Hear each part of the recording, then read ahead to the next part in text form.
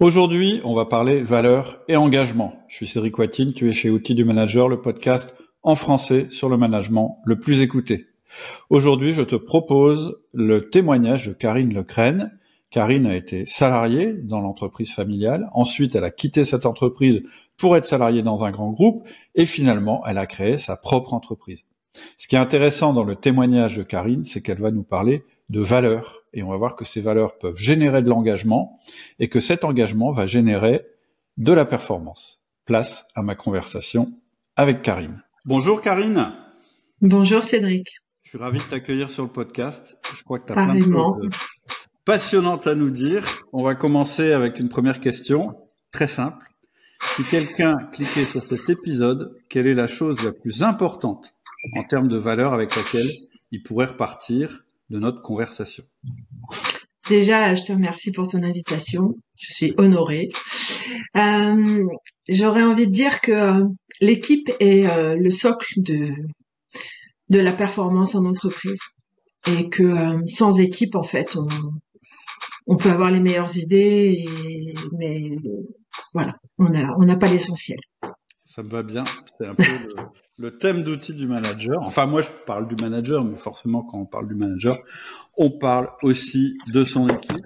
Qu'est-ce qui, aujourd'hui, te guide dans la vie? Alors, je parle plutôt de la vie professionnelle, mais souvent, ça a des impacts sur la vie personnelle. C'est quoi un petit peu, voilà, ton or, le truc qui te fait avancer, qui te donne envie de te lever tous les matins? Déjà, moi, je suis une passionnée, donc ma passion, c'est mon travail, le travail bien fait, la performance, être au service de mes clients, mes collaborateurs, mes fournisseurs, être dans du gagnant-gagnant. Voilà, on peut pas. Voilà, donc tout ça, ça fait une espèce d'alchimie qui fait que, effectivement, tous les matins. Voilà, je me lève et je recommence et je ne perds pas cette flamme. Voilà. Et ça devient de quelque part, c'est quelque chose que ça devient, je sais pas, quelquefois ça vient d'un événement qu'on a eu dans notre vie, parfois ça vient de notre enfance. C'est quoi en fait, à ton avis, l'origine de ce désir d'être au service tout en créant de la performance? Je trouve on peut complètement être utile à notre écosystème et que le fait de promouvoir, d'être vraiment partie prenante dans nos jobs, dans ce qu'on fait au quotidien, et ça crée beaucoup de résultats. Alors, pas que des résultats financiers, mais aussi des résultats humains. Je trouve qu'on a vraiment un rôle à jouer en tant qu'entrepreneur sur voilà, qu'est-ce qu'on transmet, comment on le transmet, comment on fait vivre nos valeurs, qu'est-ce qui nous anime. Et moi, j'ai de la chance parce que depuis 32 ans que je travaille maintenant, cette fougue-là, voilà. Et à des moments où c'était plus difficile, j'ai fait des choix. Je suis partie, j'ai démissionné, j'ai fait pas mal de choses pour justement ne pas être à la merci ou victime en gros de choses qui ne me plaisaient pas, donc des remises en question, de l'humilité aussi. Ouais.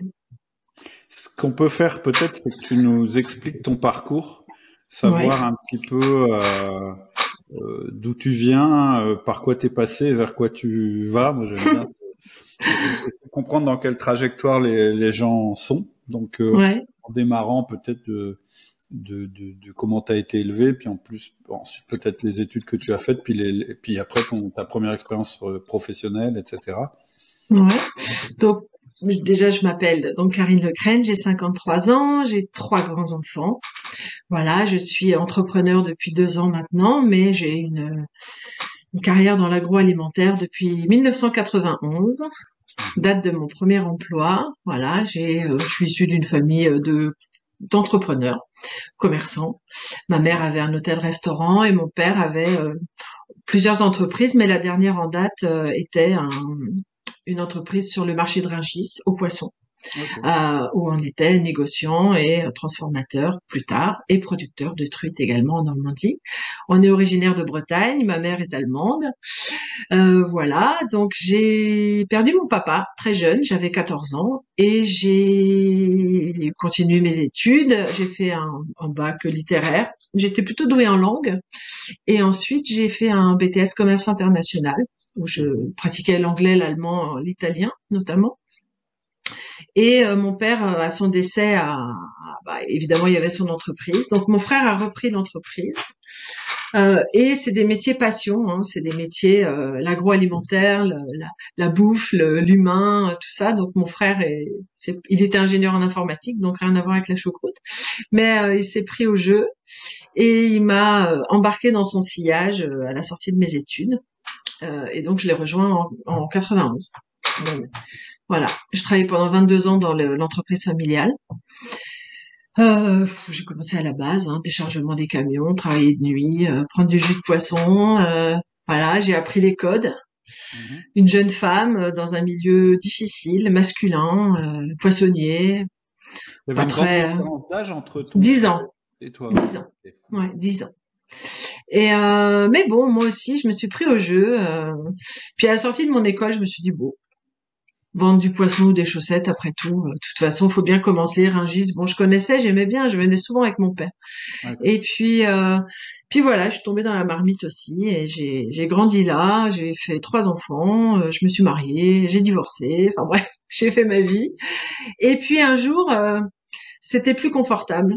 Le cocon familial était, voilà, c'était un lien, comment je pourrais dire, c'était aliénant. La charge émotionnelle était importante. Avec mon frère, on n'avait pas la même vision. Moi, je m'occupais plutôt du commerce, lui il s'occupait plutôt de la production. Enfin, comme souvent en entreprise, hein, on n'est pas forcément en phase. Mhm. Et puis voilà. Donc j'ai eu l'opportunité de quitter l'entreprise. Je me suis posé la question longtemps par égard à mon père. C'était aussi ça. Parfois, on a des héritages qui sont un peu lourds à porter. Et je suis partie. J'ai démissionné au bout de 22 ans de bons et loyaux services. Et c'est un des meilleurs choix que j'ai fait. Hein. J'avais besoin de légitimité, j'avais besoin de beaucoup de choses en fait, et je n'étais plus utile à mon entreprise. J'avais plus l'engagement qu'il fallait. Voilà, j'avais vraiment pas l'impression d'être, comment je pourrais dire, j'avais encore des choses à lui apporter à l'entreprise. Ouais. Donc voilà. En fait, c'est marrant parce que tu dis c'était plus ma zone de confort. C'est Ouais. ça? Bah oui, parce que quand on est C'est pas chez que c'était soi, trop confortable, au contraire. moi, j'étais chez moi, l'entreprise portait mon nom, j'étais directeur général, je faisais ce que je voulais, j'étais actionnaire. Bon voilà, j'aurais pu rester là, voilà, mais je gagnais bien ma vie. Enfin, mais j'avais plus l'envie, j'avais l'impression que j'avais fait le tour du truc. Je voyais pas ce que je pouvais apporter de plus à l'entreprise, et du coup, ce confort entre guillemets, parce qu'on m'a souvent dit. Mais comment tu quittes l'entreprise familiale? Enfin, t'es actionnaire, les gens ils comprenaient pas en fait. Mais j'avais besoin de partir, j'avais besoin de grandir, j'avais besoin de faire mon chemin en fait. Ce chemin-là n'était pas le mien en fait. Il y a un truc que je vois en France, quand tu regardes Hmm. les entrepreneurs, tu as un nombre extrêmement important de chefs d'entreprise sont en fait des gens qui ont hérité de l'entreprise Ouais. familiale. En pourcentage, c'est assez considérable. Et moi, j'en ai dans mon environnement, puis dans le ciel, on en a quelques-uns. Et on a quelquefois ce truc qui est ouais, mais en fait, je suis chef d'entreprise, mais j'ai hérité. Donc, est-ce que je suis vraiment légitime ou est-ce que je suis juste là parce que je suis le Ah fils mais de... c'est terrible. Et alors ça, je te le confirme. Hein. Moi, je savais pas si j'étais la fille d'eux, la sœur d'eux. Ouais, En plus, en tant que femme, je te dis pas, c'était ouais, compliqué. J'ai mis un temps dingue avant de mon premier kilo de poisson parce que, ouais, ils voulaient boire des cafés, machin. Mais moi, je dis, mais moi, j'ai pas été embauchée, même si c'est chez moi ou dans la famille pour répondre au téléphone ou enfin voilà, j'avais envie de faire plein de choses. ouais, Et mais oui, oui, ce sentiment d'illégitimité, il reste ouais. longtemps. Et Ouais. Et donc, t'as quitté. Et est-ce que... Ouais, ça a été dur de partir. J'ai mis du temps à partir. Ça a été très dur. Et parce que ton frère voulait pas que tu partes ou... Bah, il y a forcément, c'est pas simple de quitter. Voilà, j'avais l'impression d'être un peu, je quittais le navire. Voilà, je me sentais un peu péteuse. Enfin voilà, j'ai l'impression de quitter mon père. Mais à un moment, faut sauver sa peau. Ouais. Moi, j'ai été divorcée, j'avais 3 enfants en bas âge ou petits, j'avais aucune perspective, à mon sens, de mieux gagner ma vie. Enfin, il fallait que je parte, c'était fondamental. Et je voulais pas perdre mon frère non plus. Je voulais pas qu'on se fâche. Ouais. Donc voilà. Donc je suis partie. Et t'as pas perdu ton frère du coup? Non, je l'ai même retrouvé comme jamais, bien sûr. Ouais. Ouais. Okay. Il y a des héritages qui sont pas, voilà. Moi, en tout cas, j'ai fait le choix de quitter ça. Et c'est un des meilleurs choix que j'ai fait. Ouais. Donc ça, c'était il y a... En 2013. Donc, ok, il y a 7 ans à peu près. Ah non, il y a 11 ans. Il y a 11 ans. Ok, donc tu t'en vas, mais tu démissionnes. Bah, je m'en vais parce qu'en fait, bon, Rungis, c'est un petit monde aussi, hein. J'avais rencontré depuis un grand nombre d'années quelqu'un avec qui je déjeunais régulièrement et qui, je pense, voulait m'embaucher depuis longtemps. Mais bon, tu sais, quand t'es chez toi, t'imagines pas que, je sais pas, quand t'es chef de cuisine dans ton restaurant, t'imagines pas que quelqu'un va venir te débaucher, tu vois. Donc moi, j'étais dans un espèce de... Et donc, en fait, un jour, bah, je déjeune avec cette personne et en rentrant le soir, parce que j'avais commencé aussi à faire un bilan de compétences, j'avais aussi commencé un peu à... Parce que je savais pas ce que j'allais faire, hein. Pour moi, j'étais poissonnière, j'avais pas de perspective en dehors de ça, mais je voulais pas aller chez un client, je voulais pas aller chez un fournisseur, je voulais faire autre chose, en fait. Et cette personne m'a clairement tendu une perche, m'a proposé un poste de direction commerciale dans une entreprise de Rungis également, mais plutôt spécialisée dans la viande. Et donc j'ai pris un poste de direction commerciale d'une des filiales, dont le métier principal était de répondre à des appels d'offres publics en agroalimentaire, mais tout produit. Et moi, mon rôle était de développer une partie de négoce dans le cadre de cette entreprise-là, une espèce de deuxième pôle d'activité. Okay. Voilà. Et donc, je suis partie, je suis devenue salariée lambda dans une entreprise lambda. Voilà. Ok. Et c'est très différent? Alors, d'abord, c'était une petite structure, même si c'était dans un groupe quand même qui faisait 300 millions d'euros de chiffre d'affaires, la structure était quand même assez petite. Mais moi, je suis engagée, donc que je travaille pour moi ou pour quelqu'un, en fait, dans la qualité du travail et dans mon implication, c'est la même chose. Ensuite, évidemment, j'ai rencontré les aléas en entreprise, hein, forcément. Les gens entre eux, peut-être, des dysfonctionnements majeurs, parce qu'on était dans un grand open space où il y avait plusieurs sociétés du même groupe. Ah, ok. Mais moi, à mon niveau, mon patron à l'époque m'a laissé beaucoup de latitude. J'ai pu faire mon chemin. J'ai remplacé des gens qui sont partis. Enfin bon, et du coup, j'ai complètement changé de métier. Hein.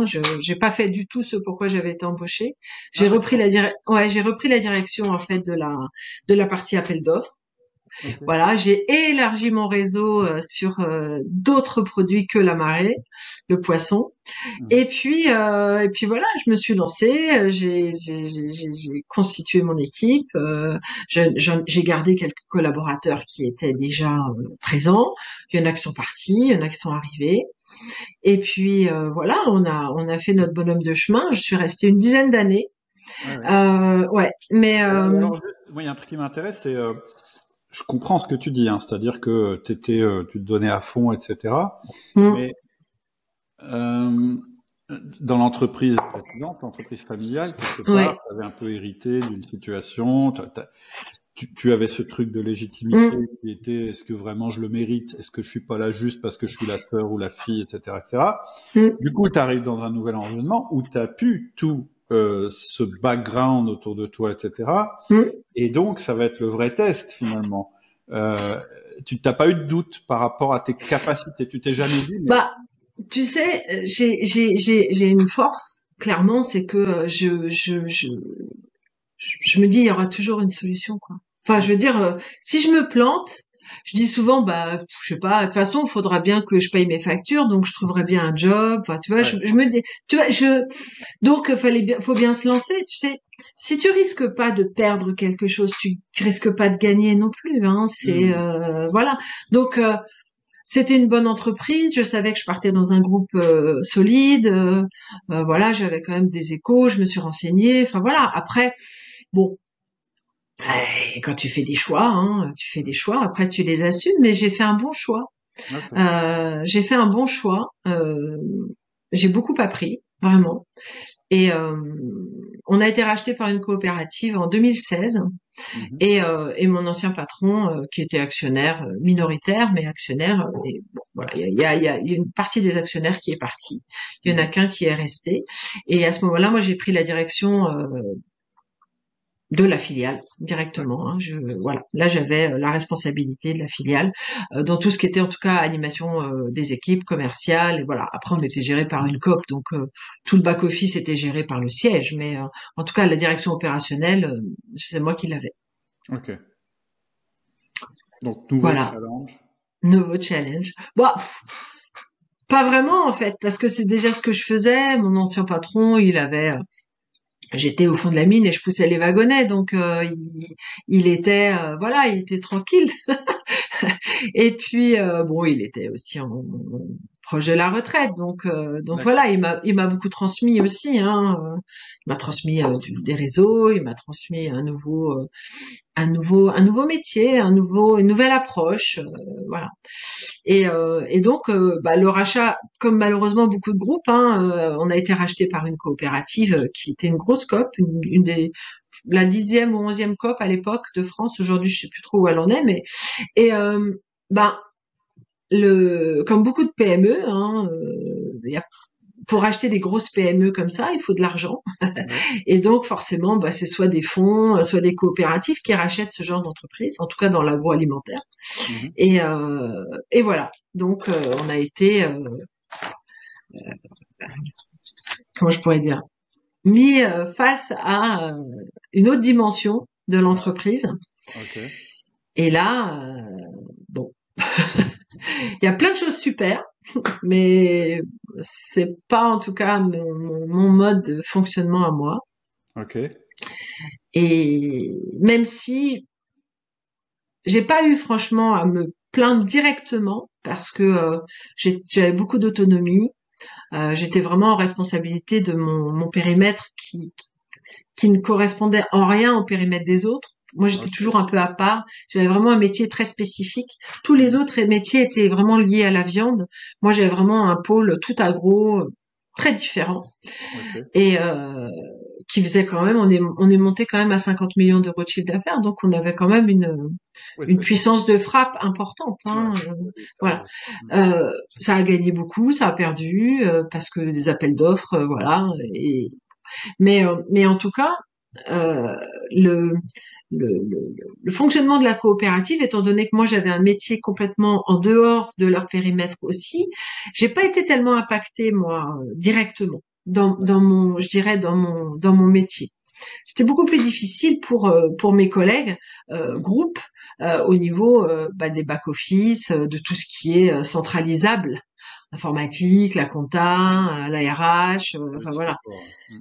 Voilà, les métiers support avec un fonctionnement en silo qui dénature et déshumanise complètement. Voilà, les gens. En fait, les collaborateurs, ils savent plus trop qui est leur patron, si c'est le siège ou si c'est le patron de BU. Enfin voilà, donc il y a une espèce de perte de d'authenticité, enfin de ouais, de sens, tout Ouais. bêtement, En et fait, une de et de. sorte comment, d'appartenance, en fait, Oui, finalement, à c'est ça. soi-même. Mhm. L'appartenance à soi-même, mais même à qui tu rends des comptes. Mhm.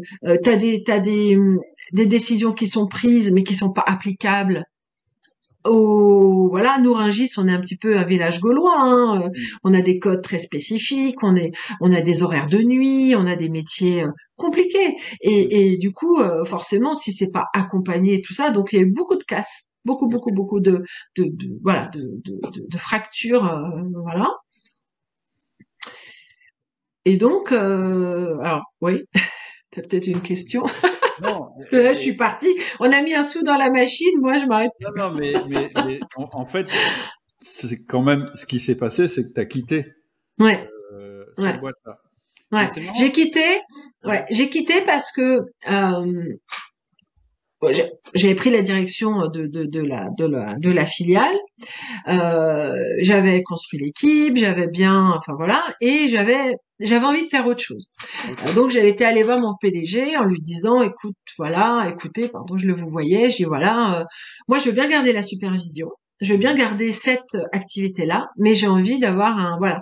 Et j'ai dit ok, on va être acheté par la COP, et du coup on va faire quoi, on devient quoi. Enfin voilà, moi j'avais envie de participer au challenge quoi. J'étais la seule femme patronne de comment je peux dire de filiale.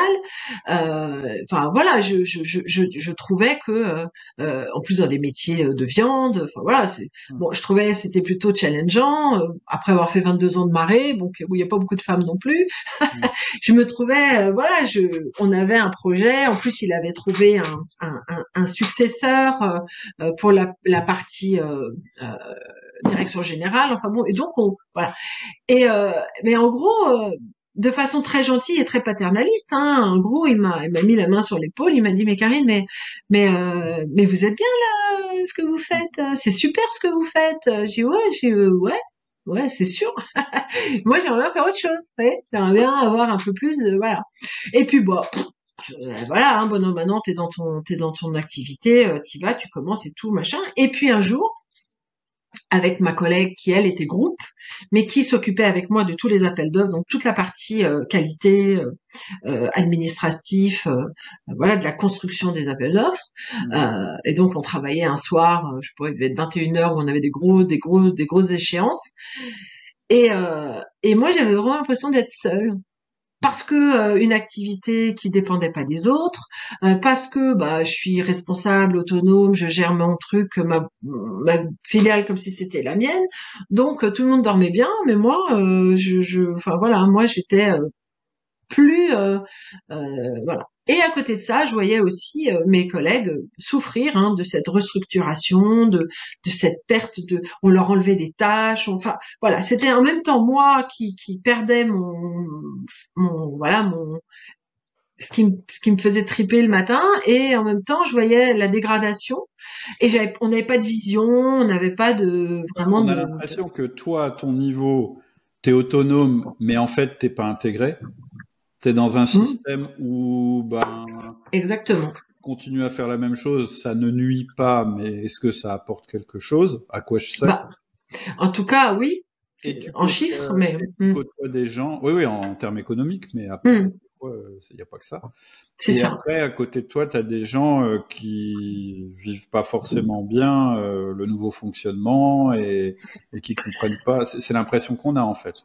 Bah c'est ça en fait. Et du coup un soir on s'est dit mais et puis en plus aussi pardon les appels d'offres ils changeaient on répondait à des appels d'offres pour les plus démunis donc c'est vraiment très spécifique et les États ils veulent vraiment avoir les industriels en direct ils voulaient plus de soumissionnaires c'était beaucoup de risques et nous on se disait mais c'est pas à nous de prendre les risques c'est aux industriels de prendre les risques par D'accord. contre voilà on peut peut-être les accompagner on peut peut-être machin donc c'est comme ça qu'on a commencé à ébaucher notre projet nanani nanana et puis un jour on a dit bon allez banco on y va et on a mis 6 mois à monter notre projet hein on faisait nos réunions champêtres, on allait marcher en forêt, tout ça. Hein.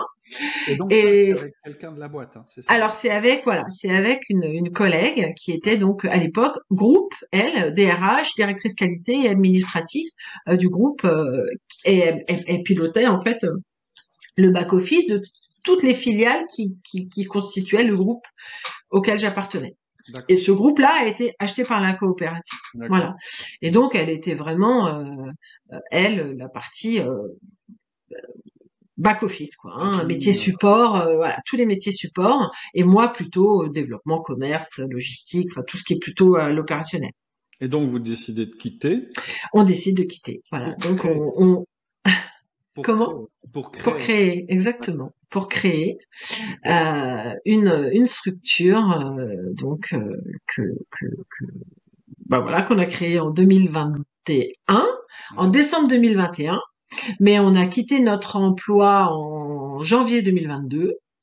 Voilà, on a demandé un accompagnement, enfin une rupture conventionnelle. Et donc moi, évidemment, comme j'avais un métier très particulier, on m'a demandé quand même, mais pourquoi tu t'en vas, ton salaire, ton bonus. Je dis non, mais c'est pas ça. J'ai pas parlé d'argent en fait. Hein. Moi, ce que je veux, c'est une vision. Hein. Voilà, pourquoi, qu'est-ce qu'on fait quoi. Et on m'a dit aussi, mais Karine, attends, il y a il y a un nouveau directeur qui arrive, tout ça, tu vas voir et tout. Je dis mais ouais, mais en fait, ce qui me gêne, c'est que individuellement, les gens sont tous très sympas. Moi, j'ai pas de sujet avec ça. Ouais. Sauf que le fonctionnement fait que les collaborateurs n'existent pas en fait. Ils viennent. Si tu les croises dans les couloirs, ils vont éventuellement, on va dire bonjour, mais sinon, il y a pas de. T'as un matricule quoi. T'as même plus un nom, t'as un matricule. C'est terrible. Enfin, ça m'a vraiment profondément meurtri quoi. Et du coup, j'ai dit très clairement, je dis mais je n'ai pas envie de travailler dans ces conditions. C'est pas possible. Ça heurte trop mes valeurs. Moi, je suis incapable de me lever le matin pour bosser dur enfin, ça, c'est pas possible. Mais encore une fois, il y a rien c'est pas contre les gens ou contre, voilà, c'est un système, hein, c'est une organisation qui est comme ça. C'est c'est lié à quasiment beaucoup d'entreprises sont comme ça, malheureusement, mais. Ouais, en même temps, les systèmes sont faits par des hommes et alors parce que tu as des très grosses structures où les gens ont pas l'impression d'être des matricules. Bien sûr. Et alors ça dépend peut-être de l'industrie dans laquelle tu es, ça dépend peut-être de la culture, ça dépend peut-être de plein de choses comme ça. Mais voilà. Bon, bref. Mais là, en tout cas, voilà, nous ça nous revenait plus. On a négocié notre départ. Moi j'ai proposé parce que pour tout te dire, quand je suis partie, enfin quand on est parti, à nous deux, on représentait quand même pas mal de postes dans l'entreprise. Et moi, j'avais quand même des collaborateurs. Donc, les collaborateurs, j'étais pas tellement inquiet. Eux, ils allaient être réintégrés dans le groupe. Hein, ça, c'était pas le sujet. Ils étaient hyper performants, très bien, comment je peux dire, structurés. Enfin, c'était super. Mais du coup, ils ont fermé la filiale. Ils ont décidé de pas continuer. Bah oui, parce qu'il aurait fallu aller prendre un acheteur, un commercial, un contrôleur de gestion, j'en sais rien, mais en tout cas, la qualité.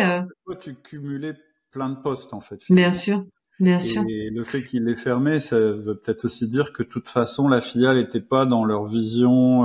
Non. Parce que juste avant, c'était. Elle n'était pas stratégique. Ouais. Ouais.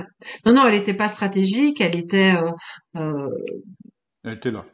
Elle était là, elle était héritée dans leur schéma et voilà. Donc nous on leur a proposé de les accompagner jusqu'à la fin des contrats parce que il y avait encore de l'exécution. Hein. Les appels d'offres, il y a quand même beaucoup d'inertie. Donc voilà. Et on continue encore. D'ailleurs, on a encore 2-3 petites missions là à finir. Ah oui, ok. Donc voilà. Vous vous êtes positionné en prestataire de la boîte. On pouvait pas. Moi voilà, je peux pas ne pas assumer mes responsabilités. Partir, c'est bien, mais il faut quand même. Ils y connaissent rien. Enfin, je veux dire, tu peux pas laisser les gens comme ça. Enfin, moi, je sais pas faire ça. Donc, on a été. Mais c'est un contrat hein, de prestation commerciale et voilà. Au début, on a beaucoup œuvré. On avait du temps, mais après, voilà, on a suivi notre bonhomme de chemin et donc.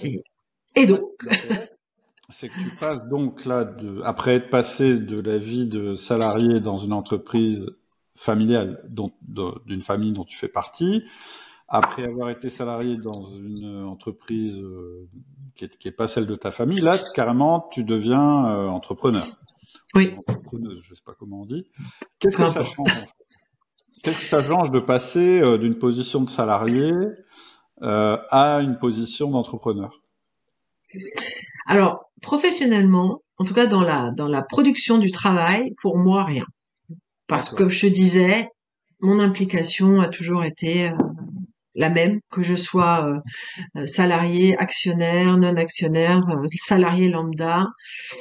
J'y suis ou j'y suis pas, mais je sais pas être en dilettante ou être pas engagée à fond. Voilà. Donc aujourd'hui, je suis tout autant engagée que je ne l'étais quand j'étais salariée. Voilà. Ce qui change fondamentalement, par contre, c'est que le message, les valeurs, ce que l'on met dans l'entreprise nous correspond. Et ça, voilà. Donc, moi, j'ai eu la chance, même en étant salarié, de pouvoir mettre en place mes valeurs. Et d'ailleurs, j'ai failli quitter l'entreprise avant de partir en rupture conventionnelle parce qu'il y avait des choses qui ne correspondaient pas à mes valeurs. Donc, moi, j'ai toujours dit, voilà, ça je fais, ça je fais pas. D'accord. Voilà. Tu peux donner un exemple ou c'est trop... Par exemple, qu'on te missionne sur quelque chose et que par derrière on l'a fait à l'envers. Ou alors on parle mal aux gens. Okay. Par exemple. Ou alors voilà, ça c'est des choses qui moi c'est pas possible quoi. Ah ouais, c'est fondamental. Fondamental. Voilà, et c'est aussi le comportement vis-à-vis des gens. Enfin, je veux dire que ce soit un PDG ou un homme de ménage ou un coupeur de viande, un vendeur, un cariste, un comptable, peu importe. Enfin, c'est quelqu'un le matin, il se lève comme tout le monde, il est tout nu. Enfin, je veux dire, faut arrêter de mettre les gens à des niveaux. Voilà. C'est clair. Moi, c'est simple. Donc, tu peux pas avoir des comportements qui ne sont pas adéquats vis-à-vis du statut ou vis-à-vis de non. Donc, si je comprends bien, le gros changement, c'est ça. C'est que finalement, tu vas pouvoir, sur des aspects finalement qui sont plus des aspects de valeur, vraiment avoir un impact sur le management. C'est-à-dire, chez nous, c'est comme ça qu'on traite les gens. Exactement. Etc. Et c'est comme ça qu'on traite les gens, mais tous les gens, hein, les clients, les fournisseurs, les collaborateurs. Enfin voilà. Moi, les gens déviants, non, pas grave. Il y a d'autres business, il y a d'autres clients, il y a d'autres fournisseurs, il y a d'autres, voilà. D'accord. Alors, ça va m'intéresser de connaître la taille de ton entreprise juste après. Avant, juste pour revenir un peu sur ton parcours, il y a une question moi que j'aime bien poser, c'est est-ce qu'il y a des rencontres dans ton parcours, quand tu regardes ton parcours, qui t'ont fait changer? C'est-à-dire, tu vois, aujourd'hui, à ton âge, t'es encore très très jeune, mais je veux dire, t'as quand même accumulé une expérience, des rencontres, puis t'as évolué dans ta façon de penser. Et est-ce qu'il y a des personnes ou des choses qui t'ont fait évoluer vers ça, vers ce truc parce que moi, ce que j'ai entendu dans tes valeurs, on travaille beaucoup quand même. Il faut une vision, c'est-à-dire il faut qu'on soit autour d'un projet qui nous excite tous. J'ai entendu aussi le respect des personnes qui ne se limite pas aux collaborateurs, mais aussi des fournisseurs, des clients, etc. Tout ça a dû se construire. C'est en faisant des rencontres ou en ayant des expériences que tu l'as construit. Au niveau des personnes. Alors les personnes, déjà mon frère, malgré nos divergences parfois, m'a beaucoup appris sur la nature humaine, j'ai des phrases comme ça, l'oisiveté, la reine des vices, la performance, il dit ça c'est très français, hein, ça c'est mon frère, il disait toujours ça c'est très français. Alors on fait 98% du boulot, hein, et les 2% qui restent, on foire tout. Enfin, voilà, c'est des choses comme ça qui me marquent, qui me parlent encore, vraiment.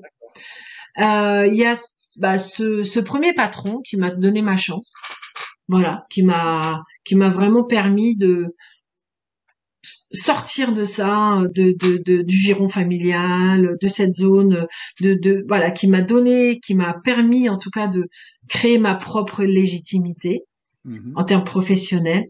Après, j'ai ma coach que j'ai rencontrée au moment de mon bilan de compétences en 2011. D'accord. Qui m'a,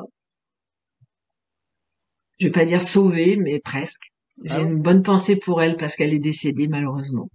Mais c'était quelqu'un qui a beaucoup compté pour moi.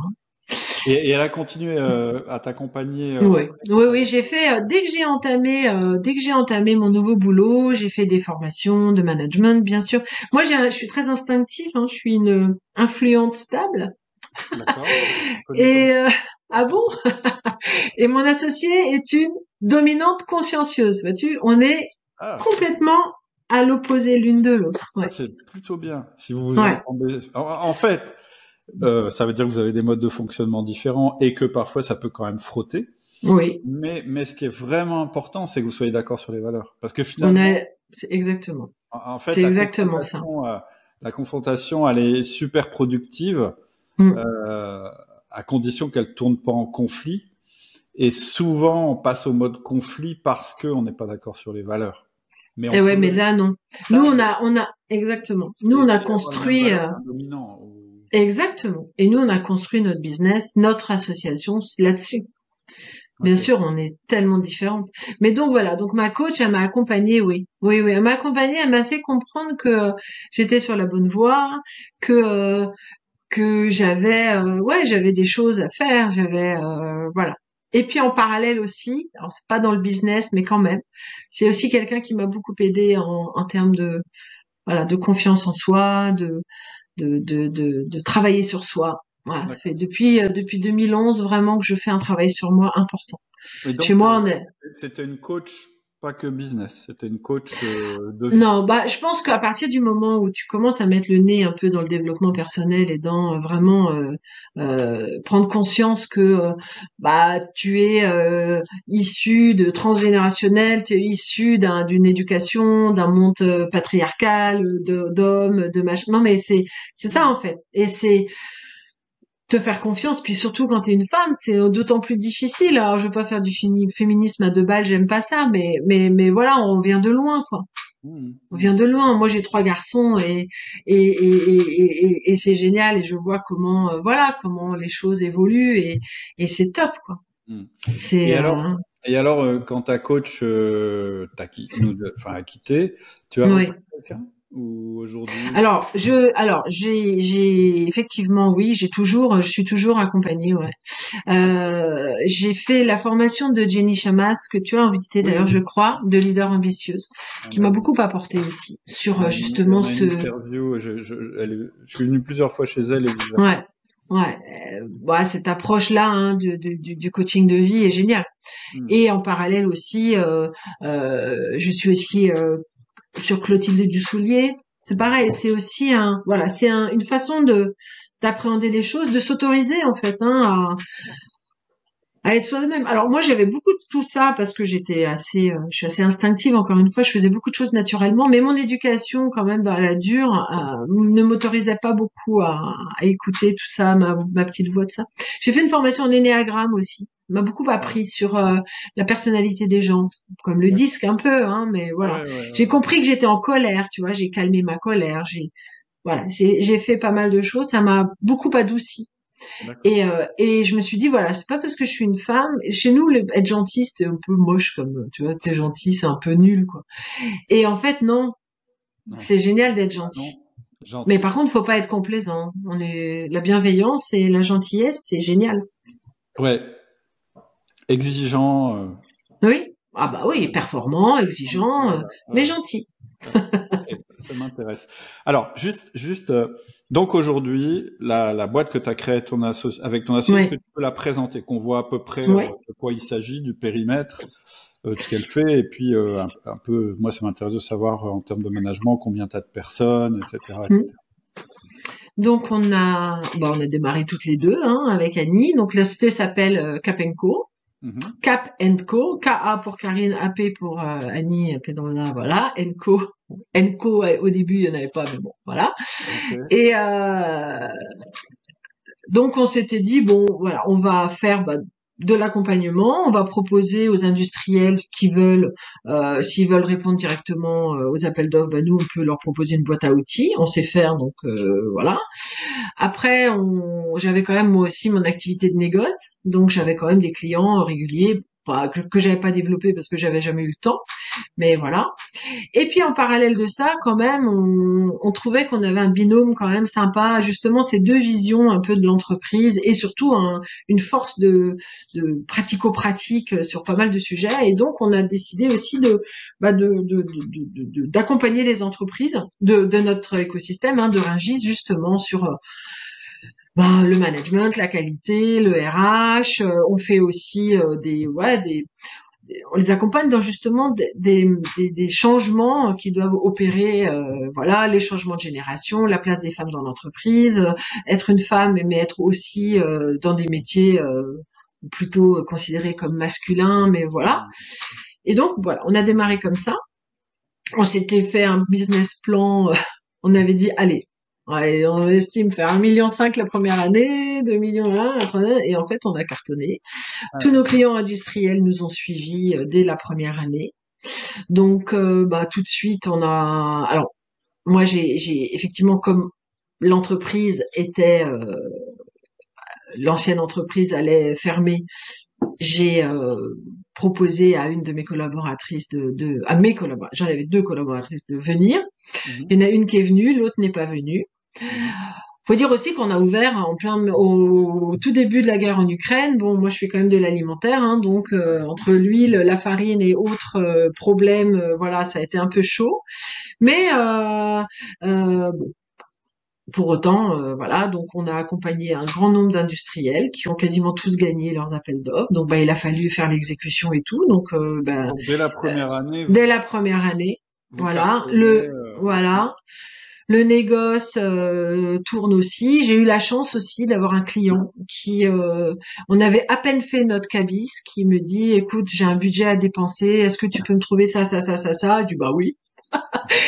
Et j'ai trouvé, et il nous a fait un énorme chèque dès le premier mois, que le cabis avait 10 jours, et il m'a fait une confiance dingue. Du coup, voilà, c'est aussi des coups de pouce de la vie, quoi. Parce que voilà, j'imagine aussi parce que la confiance, l'engagement, encore une fois, hein, et donc voilà. Et puis ensuite, on a eu une collaboratrice la première année qui est arrivée en juillet. Donc on a fait un peu plus de 2 millions d'euros de chiffre d'affaires la première année. Et puis ouais, plutôt pas mal. Et la deuxième année, c'est pareil, on a nos clients ont cartonné, donc ça c'est vraiment de la prestation. En parallèle de ça, nous on a répondu à des petits appels d'offres où on a gagné 70% des lots. Donc voilà, donc on a pris une apprentie. La première année, on avait déjà pris une apprentie. Et là, le négoce et tout machin, donc on a pris quelqu'un en CDD en milieu d'année l'année dernière, qu'on a confirmé en CDI là au mois de janvier, et on a fait 10 millions d'euros l'année dernière de chiffre d'affaires. Donc on a cartonné. Voilà.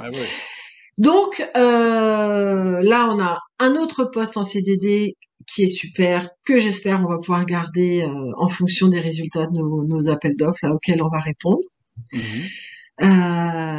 Donc voilà, j'ai la chance d'avoir une associée structurante, donc pour accompagner une croissance comme ça, évidemment. C'est ce que j'allais dire. C'est top, vaut mieux ça. Peut-être plus des problèmes de riches que de pauvres, mais oui. C'est ça. Et alors, c'est une forme. Mais quand même, tu peux te cramer aussi facilement, hein, parce la que. question, c'est que tu peux te cramer. Est-ce que ça demande des besoins en trésor énormes? J'ai pas l'impression, parce que c'est de la presta. Non, il y a beaucoup de. Non, il y a pas que de la. Sur 10 millions d'euros de chiffre d'affaires, t'as quand même au moins 9 millions de négoces, hein. Donc c'est de l'achat de la marchandise, hein. Tu stockes? Non, je ne stocke pas.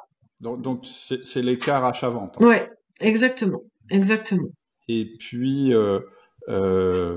puis le risque, c'est que après faut le maintenir le chiffre. Nous on s'est constitué en tout cas. Tu sais, on est des femmes entrepreneurs, hein, donc on n'a pas les mêmes ambitions. Nous, notre ambition, elle est claire. Hein, notre ambition, elle est effectivement, si l'entreprise gagne, tout le monde gagne. Hein, d'abord. Ensuite, les super années, c'est super. Mais par contre, voilà, on a une maîtrise de la masse salariale. Nous-mêmes, on a un salaire, de dirigeant, mais de direction, mais qui est voilà. Et après. On a dimensionné aujourd'hui l'entreprise de façon à ce que, selon notre business plan initial, on puisse vivre avec la moitié du chiffre d'affaires. Enfin, j'exagère, mais ce que je veux dire, c'est que là, il y a eu des budgets exceptionnels. On a eu une année quand même, voilà. Cette année, on prend le même chemin, mais parce qu'on a gagné des choses l'année dernière qui vont être exécutées cette année. Après, voilà. j'en sais rien. En tout cas, nous, on travaille pas en se disant bon bah voilà, l'année prochaine, on va faire 20 millions. J'en sais rien. On s'en fout en fait. C'est pas le Alors, c'est marrant sujet. parce que tu dis non, mais nous, on est des femmes, nous, on fait comme ça parce que tu penses que les hommes, eux, ils veulent. Non, je fais une généralité. C'est pas bien. C'est pas bien de faire des généralités, mais en tout cas, c'est pas le toujours plus. Il y a ça que Ouais, je voilà, qui comprends. nous caractérise pas, et aussi euh, euh, cette ambition, elle est collective. Enfin, je sais pas comment dire. On a envie d'y arriver ensemble. On a envie d'apporter un truc Ouais, je différent, comprends. quoi. Ouais. Différent. C'est marrant ce que tu dis. Ce midi, j'ai eu une conversation avec ma sœur qui me disait qu'elle avait rencontré un entrepreneur qui lui avait expliqué qu'il appliquait à ses entreprises le principe de satiété qui existe dans la nature. C'est-à-dire que, et j'ai trouvé ça intéressant, il disait, hein, il n'y a pas d'animaux obèses. Un animal, quand il a assez mangé, il arrête de manger. Et il dit, Mm. moi, mes entreprises, c'est pareil. Mais parce que Mm. c'est une assez grosse boîte. Mais il dit, pour moi, je vise pas qu'elle devienne la plus grosse possible. J'ai quand même modélisé le truc en disant, à ce niveau-là, la boîte se porte bien. C'est Vous ça. pouvez faire Eh plus, ben, mais voilà. Et je trouvais l'approche assez marrante. C'est une approche en business c'est qu'on vrai. n'entend jamais. C'est vrai. Mais nous, ce qu'on se dit aussi, c'est que bon, là, on démarrait, on n'avait pas vraiment de visibilité sur. On avait quand même voilà, un sentiment que bah il y avait un besoin quand même. Voilà. Et Mmh. puis on est aussi très impliqué dans ce qu'on fait. Les gens, ils aiment bien travailler avec nous. Mmh. C'est aussi ça. Moi, j'ai des clients, ils t'appellent, ils sont hyper contents, ils disent vraiment ton équipe elle est top, ce que Ouais. vous faites c'est dingue, enfin, c'est C'est génial. super Et c'est ça agréable. qui nous porte en fait. Et nous, c'est ça qu'on a envie. Moi, c'est pas de vendre, je m'en fous de vendre. Ouais. C'est voilà, c'est En fait, la vente, ça n'est pas c'est la conséquence. mais oui, c'est génial. Et c'est vrai que quand tu as un J'ai des business, clients, ils m'appellent et ils me disent mais Karine, tu peux pas me trouver ça, des réchauds, des bah, j'appelle, je dis, tu connais pas quelqu'un qui vend ça? Voilà, j'ai acheté des réchauds, j'ai acheté des mitaines, j'ai acheté des bonnets, j'ai acheté des, parce que, mais tu vois, je suis d'accord. Il y a un moment dans ton business, enfin moi ça m'est arrivé dans mes business où en fait tu cherches plus à vendre, tu cherches plus à à satisfaire les besoins internes, externes, etc. Et c'est à ce moment-là que tu te mets à vendre beaucoup. C'est assez drôle. En fait, ce que tu peut-être, ouais, c'est voyais vrai. comme objectif, finalement, ça devient une conséquence de ce que tu as mis en place. Mais alors, du coup, alors moi, j'ai deux questions. Oui. Euh, la première question, c'est, vous êtes que des femmes dans ta boîte. Alors oui. C'est pas bien, ça? On a essayé de prendre un garçon. Oui, la parité n'est pas là. On a essayé de prendre un garçon qui est venu en commerce, Ouais. mais, ça allait trop vite pour lui. Alors c'était probablement pas le bon candidat. Il Ouais, était ça se beaucoup, produit. c'était un artiste. Non, non, mais je plaisante évidemment. Mais c'est vrai qu'on fait beaucoup de choses très vite. On passe du coq à l'âne en permanence. C'est vraiment une ruche très voilà. Euh, on a jusqu'à aujourd'hui ouvert que des postes administratifs. On n'a pas eu de candidat garçon. D'accord. Voilà.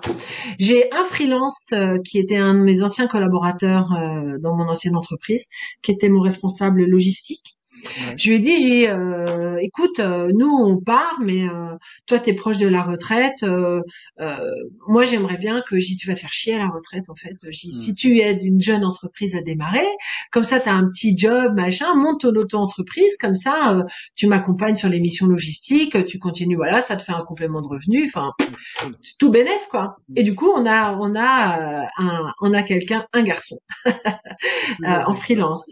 plus âgé. Oui, c'est le plus âgé de la troupe. Ouais, il a 62, 63 ans D'accord. et il est en retraite progressive là, mais voilà. Et c'est un puits sans fond de connaissances, de voilà. Et là, on lui demande de transmettre. D'ailleurs, on lui demande de faire des formations aux jeunes chez nous pour voilà pour Génial. transmettre. C'est parce que c'est catastrophique tous les anciens là qui partent avec leur Ah, je suis savoir. d'accord. Professionnel, mais humain. Hmm. Voilà, cette expérience, cette Hmm. et moi, enfin voilà. Donc plus longtemps il reste à nous accompagner, mieux c'est. Au-delà du travail que voilà, Mais c'est alors, top. du coup, il y a un truc qui est assez marrant.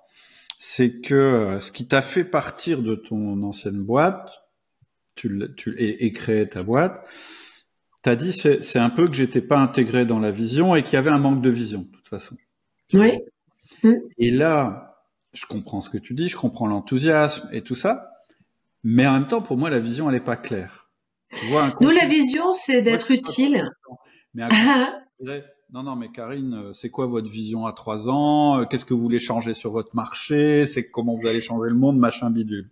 Ah non, mais moi, j'ai pas. La question, alors je vais te dire pourquoi ça m'intéresse. Vas-y. Moi, cette question-là, quand on me la pose en tant que chef d'entreprise, elle m'ennuie, cette question. Moi... On m'oblige à dire quelque chose qu'en fait, je ne sais pas. Et j'ai pas envie de mentir à mes salariés en disant, bah, dans 5 ans, ça va être comme ça, parce que c'est pas vrai. Je ne sais pas ce qui va se passer dans 5 ans. C'est vrai. Donc, ça m'intéresse oui, mais moi je me suis fait une réponse, mais c'est peut-être pas la même que la tienne. Mais moi je partage avec toi. Moi, tu sais, c'est comme quand on me demandait les budgets, je me j'en sais rien moi ce que je vais faire l'année prochaine. Enfin, tu vois, on verra quoi. Enfin, quand tu fais 50 millions, on te dit bon, l'année prochaine c'est 60. Je dis bah non, l'année prochaine ça va être 25. Je dis parce que je sais pas ce qu'on va gagner aux appels d'offres, donc on se détend, voilà. Mais la vision, moi, c'est surtout le fuel qu'on met dedans, quoi. Qu'est-ce qu'on veut comme émotion, quoi. Tu vois, qu'est-ce qu'on génère comme émotion pour y aller, quoi. Et en fait, c'est ça le sujet. Moi, la vision de l'entreprise demain, il y a une chose qui est certaine, c'est que nous, ce qui nous fait nous lever, c'est l'utilité qu'on a à notre écosystème. Que ce soit en négoce pour trouver des solutions, soit pour les uns en sortie, soit pour les autres en achat, trouver des solutions pour nos clients industriels pour justement aussi les accompagner dans des choses, soit qu'ils savent faire mais qu'ils n'ont pas le temps, parce qu'il y a aussi un problème de ressources en entreprise, humaines, de compétences aussi, parfois sur des trucs très précis. Tu vas pas embaucher quelqu'un, voilà, là en l'occurrence, nous on leur apporte non seulement la constitution du dossier, mais en plus l'accompagnement. On fait tout on va jusqu'à l'exécution. Eux ils produisent, on fait la planification, on fait la logistique, on fait tout ça. Ah oui, okay. Et ensuite aussi en accompagnement aux entreprises, c'est aussi ça, c'est transmettre justement cette envie d'être utile. On a besoin des entreprises. Le patron, il a besoin de ses salariés. Le salarié, il a besoin de son patron. Et c'est ça, en fait. C'est l'utilité que chacun a et que ce soit gagnant-gagnant. Parce que si c'est pas gagnant-gagnant, ça fonctionne pas. Ça marche une fois.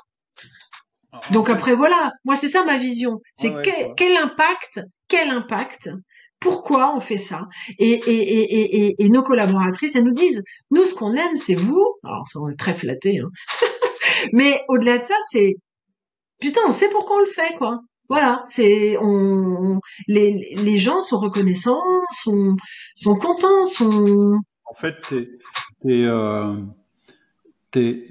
c'est un peu aussi le truc auquel j'en suis arrivé, c'est qu'en fait, pour moi, c'est pas tant la vision de l'entreprise qui est importante, c'est la culture d'entreprise. Oui, très clairement. Et en fait, ça rejoint en plus une citation d'un pape du management qui s'appelle Peter Drucker, qui pourtant est un ancien, qui disait culture eats strategy for breakfast, c'est-à-dire la culture, elle mange la stratégie ou la vision au petit déjeuner, c'est-à-dire que même si t'as pas la bonne vision, pas la bonne stratégie, si t'as la bonne culture, en fait, ton entreprise va fonctionner. C'est l'agilité dont tu parles. Alors, tu sais, nous on est aussi. Et il y a l'agilité, et je dirais même, et en fait, c'est l'antifragilité, c'est-à-dire se dire, je dois rester à l'écoute en permanence de mon environnement que j'ai choisi. C'est-à-dire que mon environnement, c'est ça. Là, je vois ce qui se passe dans cet environnement, et en fait, ce qu'il faut, c'est que mon entreprise, elle soit toujours en phase avec cet environnement. Voilà. Au-delà, le monde tel qu'il évolue, la crise en Ukraine, le machin, le bidule, j'ai pas prise. Donc, j'ai pas la main. Je vais faire une vision à 5 ans. Je sais pas s'il va pas y avoir une guerre dans 3 ans. Enfin, c'est ça. Voilà. En fait, j'en sais rien, ça. Et je vais pas inventer que je sais quelque chose.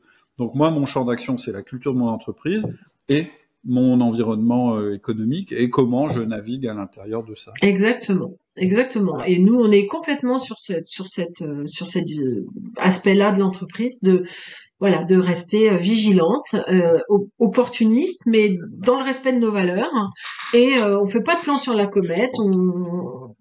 Après, ce qui est moins, enfin, pour une entreprise où on est 3, 4, 5, c'est peut-être plus mal que pour une entreprise où on est 5000, quoi. Ça, c'est sûr, évidemment. Moi, je crois que ce qui est valable pour 5, c'est valable pour 5000 si on met les bonnes personnes aux bons endroits. Et, voilà, Alors, comment on passe de 2 millions à 10 millions de chiffre d'affaires en un an? Qu'est-ce que ça veut dire au niveau de la manière de travailler, de la structuration, etc., etc. C'est quoi les leçons ou le témoignage qu'on fait? L'avantage que j'ai, c'est que je suis très bien associée. Okay. C'est-à-dire que moi, je suis une développeuse, très clairement. J'ai la chance d'avoir un bon réseau, j'ai la chance d'avoir une confiance. La confiance, c'est une de nos valeurs fortes. J'ai la confiance de mes clients, de mes fournisseurs. Ils nous ont suivis. On a eu vraiment je sais pas comment dire, un engagement de nos partenaires dingue. On n'a pas eu besoin de financement, on a toujours acheté la marchandise, on n'a jamais eu besoin de financement, on a tout autofinancé et on a, voilà, ce qui est quand même pas neutre.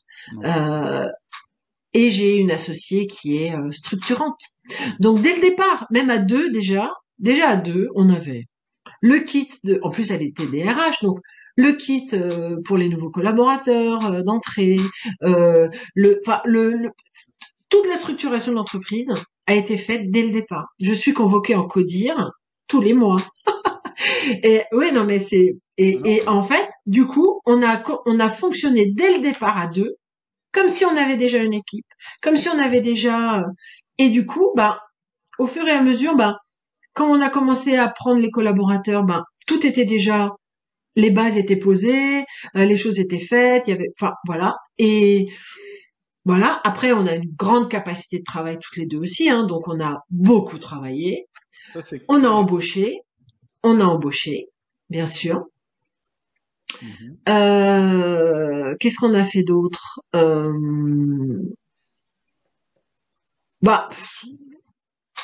On a pris les choses comme elles venaient, quoi. Enfin voilà, on a été proactive. On s'est dit bon, on a regardé, on a vu les appels d'offres qu'on a gagnés, on s'est dit bon.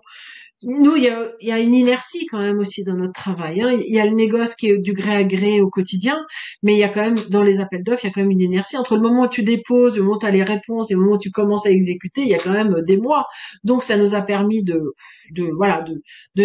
on a vu ce qu'on avait gagné, on a dit bon, ok, donc là, il va nous falloir quelqu'un. Ensuite, une de mes collaboratrices est venue et c'est une perle, je peux pas dire le contraire. Voilà, c'est vraiment quelqu'un de très. Ça fait 8 ans, 9 ans qu'elle travaille avec moi. Voilà. Donc on était hyper contente qu'elle accepte de venir avec nous. Et puis voilà. On est resté nous-mêmes, on a tapé dans la butte, quoi, on a se retroussé les manches et puis on a passé la vague, on est fatigué évidemment, mais bon, c'est pas grave. Alors, c'est pas grave. Il y a 3 trucs qui m'ont intéressé dans ce que tu as dit, c'est que je retrouve des thèmes que moi j'aborde en formation aux entrepreneurs. Le premier, c'est ce que j'appelle le système D+R, c'est-à-dire que les équipes qui marchent bien, c'est une équipe où tu as un développeur d'un côté ou une développeuse et quelqu'un qui fait de la rétention de l'autre côté. Quand je dis rétention, c'est garder les clients, s'occuper de la structure, etc. Ou tu as aussi le binôme visionnaire et réalisateur, tu vois. Et ça, on sent que dès le début, vous l'avez eu. Donc, pour moi, tu vois, et en fait, ça peut être un fondement d'entreprise et tu peux répliquer ça après quand tu embauches des gens, faire des équipes. Exactement. C'est des pairs comme ça qui fonctionnent à condition qu'elles soient sur les mêmes valeurs, etc., etc. La deuxième chose qui m'intéresse, que je trouve super, c'est que ton associé t'es obligé à faire des CODIR, parce qu'un des trucs que pour moi qui est important, même quand on est tout seul, c'est de se dire qu'on a 3 casquettes, mais même quand on est tout seul. Une casquette stratège, c'est le moment où je réfléchis. une casquette manager. Alors tu me dis manager, mais si j'ai personne, je fais pas de management. Bah si, parce qu'un manager, il est aussi là pour structurer et optimiser. Et évidemment, une casquette contributeur. Ouais. Une fois que tu as fait ça, en fait, quand tu regardes ton agenda puis que la charge monte et que tu t'en sors plus, bah tu regardes ton agenda comme un organigramme. Et tu te dis, bah tiens, là je faisais ça, je faisais... Parce que ce qui est pas dans ton organigramme, il est dans ton agenda. Quand tu es tout seul, t'as pas d'organigramme, donc tu fais tout. Quand tu commences à recruter, bah il y a des choses qui partent de ton agenda et qui vont dans l'organigramme, c'est-à-dire les personnes que tu vas recruter. C'est marrant, c'est que vous avez suivi ce process. C'est fondamental, ouais, d'avoir quelqu'un de structurant comme ça. Pour alors, moi, j'ai l'air comme ça. Elle me dit, mais si, toi aussi, t'es structuré. Je dis, bon, d'accord, mais, j'aime pas, moi, je fais que des gribouillis. Je suis très structurée dans ma tête, mais j'ai pas d'agenda, par exemple. Moi, je ne sais pas me servir d'un agenda. Je ne sais pas. J'ai tout dans la tête. Tout le temps. Donc, bon. Mais c'est pas bien, faut pas faire ça. Non, mais en fait, la leçon, là, oui, c'est super d'avoir de l'énergie, d'avoir une entreprise qui fonctionne comme ça, etc. Mais en fait, ça n'empêche pas d'être structuré et c'est même nécessaire. C'est nécessaire. Et je vais même, te dire mieux. Quand on s'est associé, on est associé à 50-50, j'ai 2 parts de plus parce que c'est privilège de l'âge. Non, mais il faut aussi être, voilà. Mais on a parlé des salaires, des rémunérations. Et comme je suis, entre guillemets, la développeuse, c'est moi qui fais le commerce, les clients, tout l'entretien des gens, tout ça, c'est moi. Et elle me dit, mais ouais, et déjà dans la société avant, je dis, mais niette, quoi. Je dis, moi, sans un back-office, sans un métier support qui tient la route, je peux être la meilleure commerciale du monde. Donc, c'est la même chose. Voilà. On est à égalité. C'est normal, c'est fondamental. Et elle m'a dit, il y a peu de temps, parce que nous, on fait souvent nos réunions en forêt. On va marcher toutes les semaines avec nos chiens. Et on se parle pas pareil quand on est côte à côte que quand on est en face à face. On se dit beaucoup de choses. Voilà, on a vraiment Et du coup, elle m'a dit, j'ai mis du temps à comprendre à quel point je suis effectivement importante dans l'entreprise. Et c'est génial, parce que c'est ça, en fait, un bon binôme. C'est, voilà, on a confiance, on partage les valeurs, on est toutes les deux des travaillomanes, pas la même chose, pas de la même façon, mais voilà. Et ça, la structuration, c'est fondamental. Fondamental. Et au niveau management, qu'est-ce que vous avez mis en place? Parce que maintenant, je comprends très bien que vous vous entendiez bien, que vous soyez en phase, et c'est ultra important que la tête soit comme ça, parce que sinon, ça marche pas. Tiens, j'ai des ballons qui apparaissent. C'est quand je fais ça. Regarde. C'est génial. Ça marche qu'une fois, apparemment. Qu'est-ce qu'on fait? Voilà, que les deux hémisphères fonctionnent ensemble. Mais après, vous avez des salariés, vous pouvez pas forcément leur demander d'être travailleur-man comme vous, etc. Vous avez structuré, vous utilisez des outils de management ou pas? Parce que quand même. Alors moi, j'utilise, parce que j'ai la chance d'avoir découvert un podcast, je sais pas si tu le connais, qui s'appelle L'outil du manager il y a quelques années. Alors moi, j'ai mis en place des one-to-one. Alors, je les fais pas toutes les semaines parce que j'en ai pas l'utilité en fait, car attends, excuse-moi, pardon. J'en ai pas l'utilité, voilà, sinon ça va faire du bruit. Et parce que j'ai une proximité déjà importante avec mes équipes. Bon, déjà, on travaille dans le même environnement, dans le même open space. On parle de tout. Enfin, voilà, il n'y a pas de... Voilà. Mais je le fais une fois par mois. Ah oui. Voilà. Je le fais une fois par mois avec mes 2 collaboratrices directes, une pour le négoce et une pour les appels d'offres. Okay. Et maintenant que ma collaboratrice qui m'a suivie, qui est donc en charge des appels d'offres maintenant, elle a 2 collaboratrices maintenant. Elle a une apprentie et elle a une personne en CDD pour le moment, mais que je te disais qu'on espère bien garder. Et donc, elle, je la coach un peu sur justement, on l'a mise en formation plusieurs fois pour le management, pour qu'elle puisse, elle grandir. Et donc voilà, je l'incite à faire des one-to-one aussi avec ses collaborateurs. Ça, c'est important. On fait des points évidemment réguliers. On n'a pas de réunionnite chez nous. On fait une grosse réunion par mois, c'est tout. Après, on fait des points informels, on fait des groupes de travail. Voilà. Combien de temps votre grosse réunion? Le temps qu'elle dure? Ouais, le temps qu'elle dure, ouais. 1 heure, D'accord. maximum. Ok. Maximum. Ok. Après, là, on est clairement en phase de délégation plus, hein. Ouais. Maintenant que l'entreprise a un peu plus de bouteilles, on commence à déléguer plus. Parce que nous, on a un projet, hein, clairement, hein, de faire plus d'accompagnement, parce que ça nous anime vachement et on a des clients, ils nous disent mais c'est génial, ça a tout révolutionné chez nous. Enfin voilà, on apporte un œil nouveau dans un environnement très sclérosé en fait. Hein, donc voilà.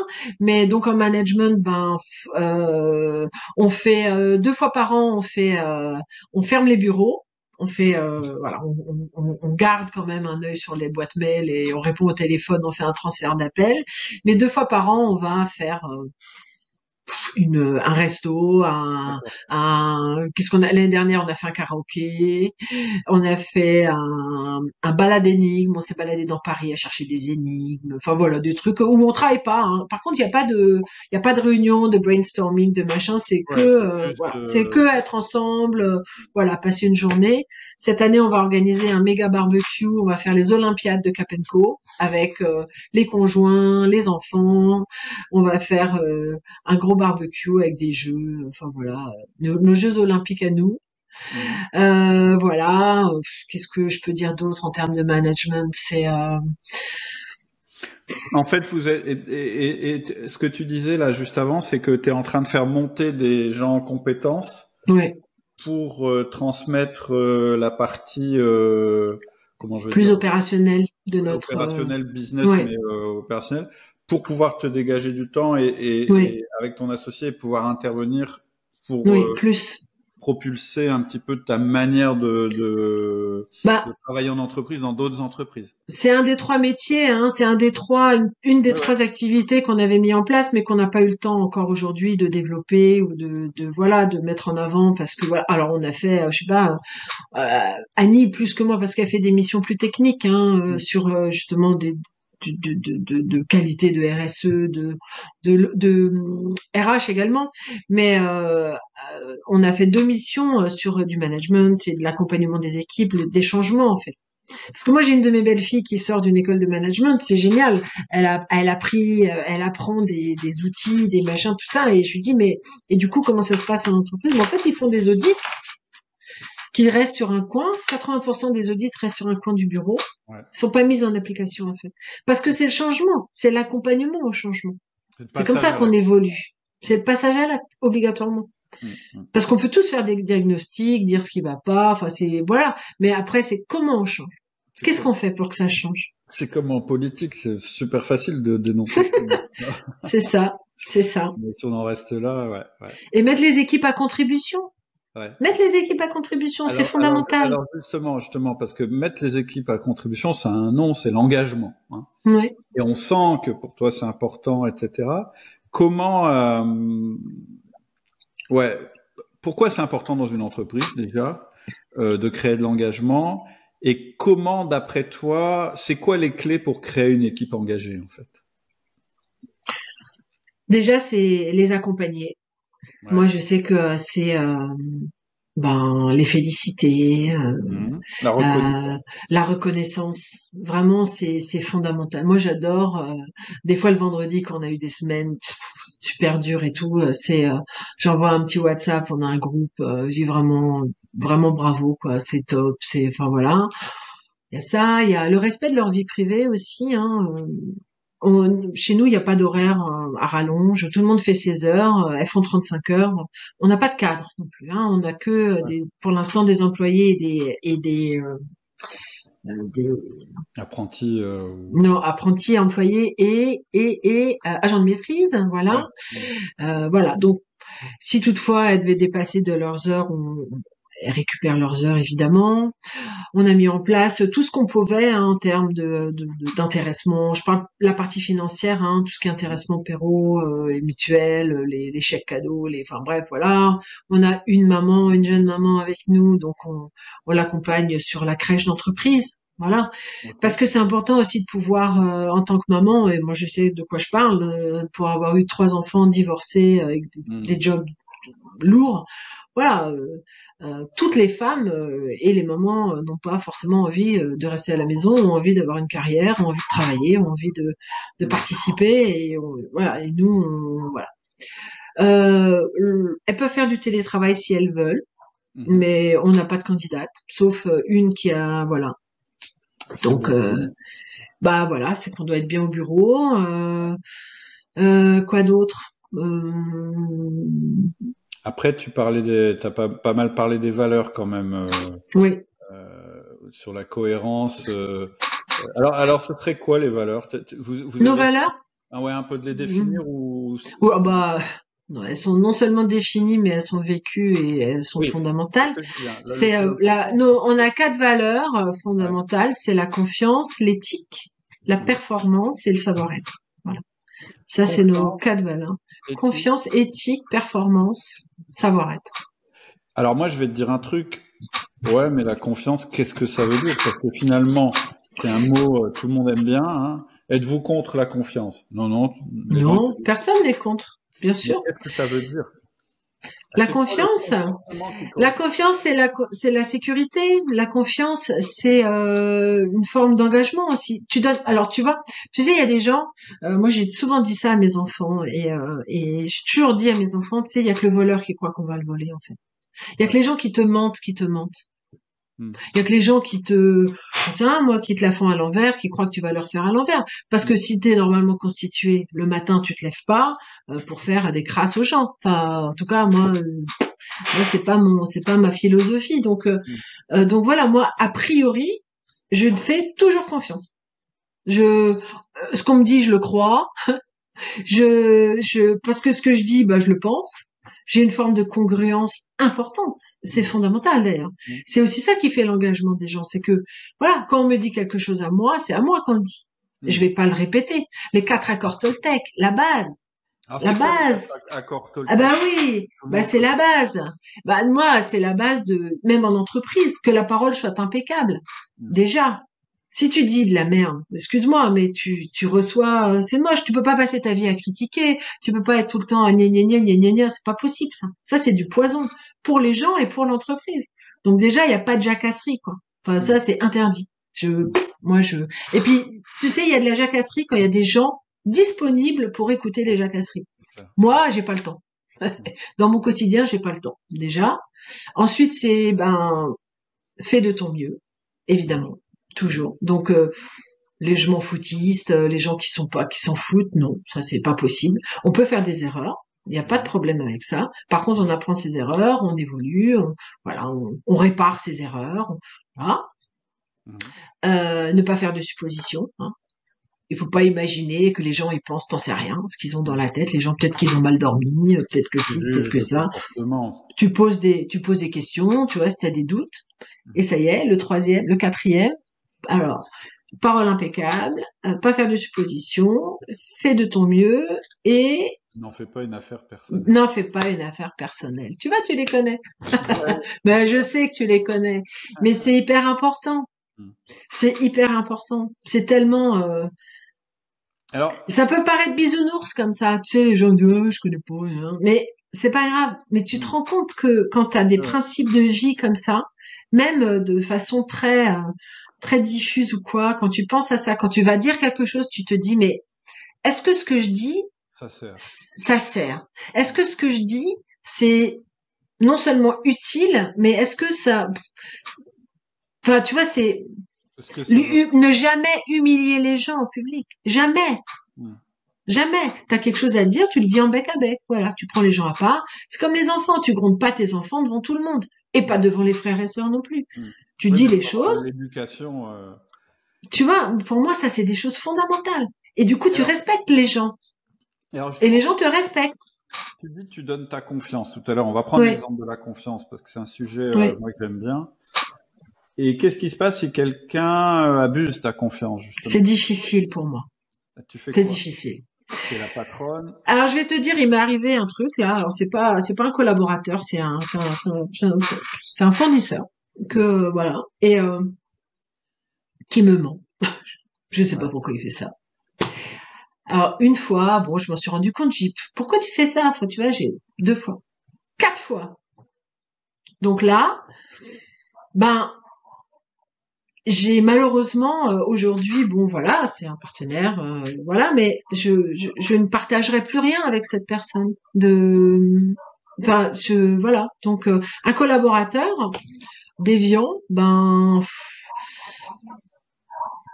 j'ai eu le cas dans mon équipe précédente. Bah, il y a une forme d'exclusion, hein, forcément. Il y a une forme d'exclusion. Tu peux pas. Et du coup, bah, soit les gens se satisfont de cette exclusion à partir du moment où ça ne met pas la pomme ne pourrit pas tout le panier. Sinon, il faut arrêter la collaboration, quoi. Moi, je pense que tu peux pas prôner des valeurs et ne pas les faire respecter. Ah non, c'est pas possible. Parce qu'en fait, sinon, c'est des valeurs en papier mâché, c'est un poster. Nous, on a confiance, et puis t'as un manager, il contrôle tout, il machin. Non, non, non. Moi, je pense que tu ne peux pas garder le comportement, donc tu fais un feedback, tu dis, tu vois, ce comportement ne correspond pas à nos valeurs, etc. Exactement. La personne est incapable de le faire, malheureusement, tu peux pas garder la personne. Tu peux pas garder. Tu peux pas. Non. Mais au même titre que tu peux pas continuer à travailler avec des gens, voilà, voilà, enfin, c'est fondamental. Et la confiance, on peut dire que tu l'as d'office, mais quand elle est brisée, c'est très compliqué de tu peux recoller les morceaux, mais voilà, c'est pas. Et puis, quand même, ce qui est vraiment intéressant avec les valeurs dont tu as parlé, c'est que ça t'amène des performances dans la boîte. Ah bah évidemment. Moi, c'est une validation, parce que sinon, on pourrait. C'est là où ça. Moi, les deux endroits où le fait que tu aies des valeurs comme la confiance, etc., où le bisounoursisme s'arrête, c'est j'exclus quelqu'un qui ne. Il n'y a pas de complaisance. Pas les valeurs, parce que sinon je suis complaisant et je n'applique pas les valeurs. 2, j'ai un résultat économique. Pas pour le résultat économique lui-même, mais qui garantit. Mais c'est challengeant. Mais moi j'adore. La pérennité du groupe, etc. Mais bien sûr. Et puis quand nos clients ils gagnent des appels d'offres, c'est génial. Ah mais on est hyper contents. Bien sûr. Alors, on arrive à la fin de notre interview. Moi, il y a une question que je pose toujours en dernier, c'est pour les managers qui écoutent, est-ce que tu aurais 2 ou 3 outils concrets que tu pourrais leur donner, peut-être justement pour créer cet engagement dans leurs équipes, ou des attitudes, ou des conseils, mais quelque chose d'assez concret, tu vois, avec lesquels ils peuvent repartir et se dire, ah, moi, je vais appliquer ça dans mon management. Bah, moi, j'ai envie de te dire, déjà, ne pas faire aux autres ce qu'on n'a pas envie qu'on se fasse à nous. Enfin, c'est quelque chose de, voilà, une espèce de comportement, entre guillemets, exemplaire. Enfin, voilà. En tout cas, voilà. Évidemment, être authentique, hein, mais bon, ça, c'est tellement bateau que j'ai presque honte de le dire, mais voilà, il y aura toujours des gens. Qu'est-ce que tu veux dire authentique? Ça veut dire être lisible pour tes collaborateurs? C'est parce que pareil. Bah authentique après. Moi je dis ça par rapport à moi et ma nature. Moi, tu vois, je suis pas capable de mettre des filtres, je suis pas capable de mettre un comportement, tu vois, rentrer dans l'entreprise. Non, on peut pas parler comme ça. Moi, je sais pas. Je suis authentique. Je suis vulnérable parfois. Je suis humaine. Quand je dis authentique, c'est être humain. Okay. Tu dis les choses. C'est bien, bah tu dis que c'est bien. Hein. C'est pas bien, tu dis que c'est pas bien. Enfin, je veux dire, mais c'est simple. Voilà. Je comprends. Qu'est-ce que j'aurais d'autre à dire Les one-to-one doivent permettre de coacher entre guillemets. Hein. C'est-à-dire que bien prendre en compte que nos pensées font notre réalité. Hein. Donc c'est quelque chose de fondamental. C'est-à-dire ce que tu penses va créer ton émotion, qui va générer ton action. Donc c'est sûr que si tu te lèves le matin en disant mon boss est un con, je travaille dans une boîte de merde, j'ai des collaborateurs. Ah oui aussi, si. Ne jamais critiquer son équipe. Une équipe a un mauvais chef, c'est tout. Ouais. Parce que les gens, enfin voilà, tu peux pas. Quand on te dit oui, ils sont tous nuls et tout machin, c'est pas vrai. C'est pas vrai. En tout cas, ils sont dans un environnement qui les rend nuls, peut-être, mais du coup, Peut-être, peut-être.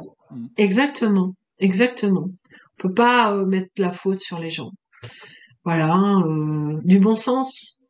Moi, je dis souvent à mes collaboratrices, vous avez un problème, vous réfléchissez aux solutions. Si vous avez un doute, on en parle. Par contre, c'est toujours dans les valeurs de l'entreprise, quoi. Donc vous défendez vos clients, vous faites du mieux que vous pouvez. Voilà, les gens nous font confiance, ils nous confient un service, on doit faire le service correctement. Mais on fait pas de trucs à l'envers, quoi. On ment pas, on reste dans un voilà. On remet les gens en ligne quand ils sont ils dévient de leur, je dirais, prérogative ou que le travail n'est pas bien fait, la performance n'est pas là. Mais voilà, après, et on le fait correctement, on parle correctement aux gens. Mais bon, ça, moi, j'ai pas besoin de leur dire, c'est, voilà, c'est. T'as besoin de enfin, voilà, c'est. Ok. Bah, écoute, super expérience partagée. Ça m'a vraiment, vraiment plu. Merci.